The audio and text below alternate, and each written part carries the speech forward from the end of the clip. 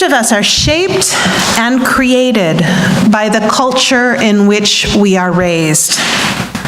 The way we think, the way we communicate, the way we create, the way we human, if human can be used as a verb.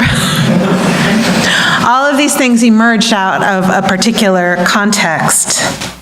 Our culture is handed down to us from our family, from our ancestors, from our community.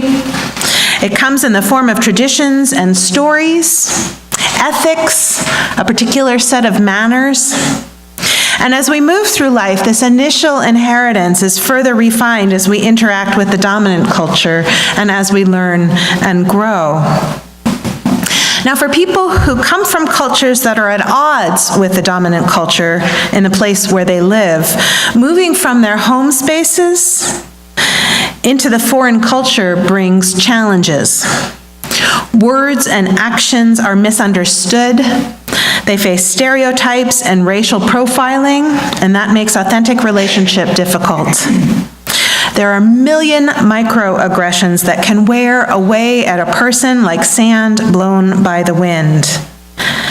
Constantly being seen as other instead of holy, that hurts. And not knowing the rules means making mistakes and feeling clumsy and awkward. Now, this is true for those of us who don't just travel, but actually live in a foreign place with a different culture. But it's also true for people who live here but come from other cultures. One friend of mine who's Black talks about code switching.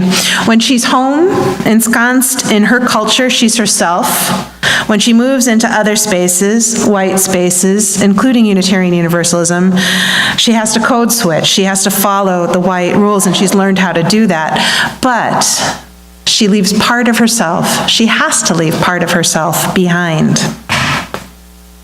Now, those of us whose inherited culture matches the dominant culture in the place where we live have particular privilege. We have a head start. We know the rules. We're comfortable in the culture we encounter when we venture through that door of our home. However, this privilege comes with a risk. We can easily come to believe that our culture is the default. We can trick ourselves into thinking that the way we do things is the way things are done. Right? We're not familiar then with the discomfort that comes from crossing cultural lines. We're not used to not knowing the rules.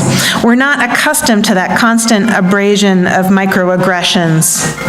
The sting that comes from being other, being called Haioli or Gringo or Waishu or Wazungo or Guaijin or Lawe. We're not used to being stared at and whispered about and followed around by giggling children. But you know what? We got to get used to it. Because here's the thing, when we walk through the door of the tin shed, when we leave the bleachers and we go onto the floor at a powwow, we need to leave our privilege and our culture.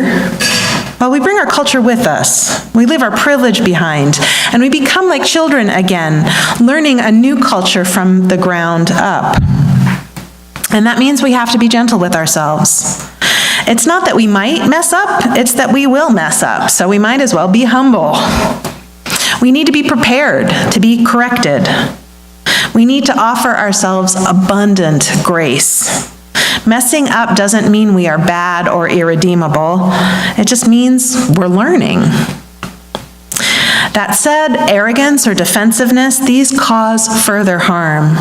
Given the ways in which the dominant culture damaged and continues to oppress Indigenous cultures, we must do our utmost to avoid causing hurt, which means erring on the side of hanging back, which means walking softly and listening carefully. We need to wait until we're invited through that door. And if we are, our goal should be to be gracious and grateful. We must choose to stay in that discomfort of not knowing what to do rather than shifting into our default mode. We can stand being uncomfortable. We can learn how to code switch. It's not going to kill us. Meanwhile, this gift we're being given of being invited through the door, it's beyond precious, especially given this history of trauma that we have to confront. The opportunity to create a respectful relationship across cultural lines, this is how we build beloved community. One of the things that most impressed me about Standing Rock and about the gatherings we had locally in support of the water protectors is the way every act of resistance was framed as a form of prayer. There was a commitment to meeting one another, holy being to holy being, and an acknowledgement that wherever we stand, we are on holy ground. It seems to me that this is a good approach to entering Indigenous spaces or doing any cross-cultural work or really any work at all. Each person we meet, sacred, worthy of profound respect, there to be treated as a beloved teacher. Each step we take, careful, mindful, gentle, because we are always on holy ground. Walk softly, listen carefully. This is the work of love. This is the work of our faith. This is the work of being human in these times and all times. So be it, and so may it be. I invite you now to